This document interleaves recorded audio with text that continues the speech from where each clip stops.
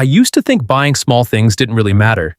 Like, it's just a coffee, just a random item online, just something to make the day feel a little better.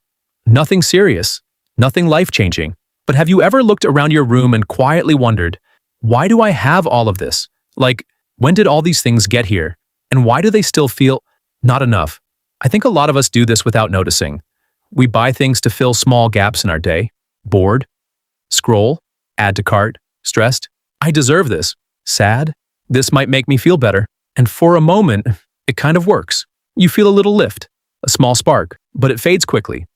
Then it happens again. I used to think the problem was that I just hadn't found the right things yet.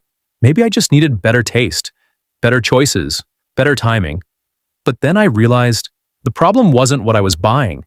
It was why I was buying. The truth is, a lot of the things we call wants aren't really about the thing itself. They're about how we hope it will make us feel. Calm, excited, in control, like we're improving, like we're becoming someone better. But things can't really carry that weight. They're just things. They don't fix your day. They don't change your habits. They don't make you feel full for long.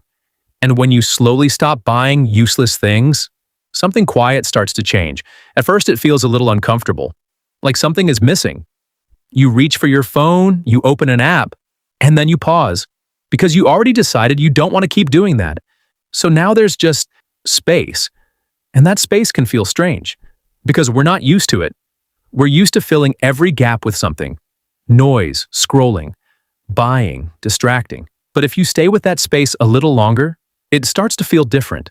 You begin to notice things you didn't before, like how often you were trying to escape a feeling, or how quickly you got bored with things you once wanted so badly, and slowly, your life becomes a bit lighter, not in a big, dramatic way, but in small, quiet ways. Your room feels calmer. Your mind feels less crowded.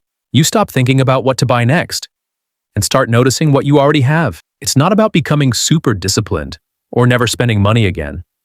It's not about being perfect. It's about being a little more honest with yourself, like asking, do I actually need this? Or even more gently, what am I really looking for right now? Sometimes the answer isn't a thing. Sometimes you're just tired, or bored, or a little lonely, and no purchase can really fix that. I used to think I needed more to feel better. More items, more upgrades, more little rewards. But then I realized what I actually needed was less noise, less impulse, less pressure to keep adding. Because when you stop chasing small, temporary highs, you start creating space for something more steady, like being okay with a simple day, or enjoying something you already own, or just sitting without needing to escape. And it's quiet, but it feels real. If you're thinking about trying this, don't make it a big rule. Don't say, I'll never buy anything again. That kind of pressure doesn't last. Just start small. Maybe next time you feel the urge to buy something, pause for a moment. Not to stop yourself completely, just to notice. Ask yourself, do I still want this tomorrow? And if you do, that's okay. But if you don't, then you just saved yourself from something you didn't really need. And those small moments add up. Over time, you'll realize you don't actually miss most of the things you didn't buy. And your life doesn't feel smaller because of it. It feels clearer, more intentional, more yours. Because it's not about having less just for the sake of it. It's about making space for what actually matters. And maybe that's where the real feeling we've been chasing was all along.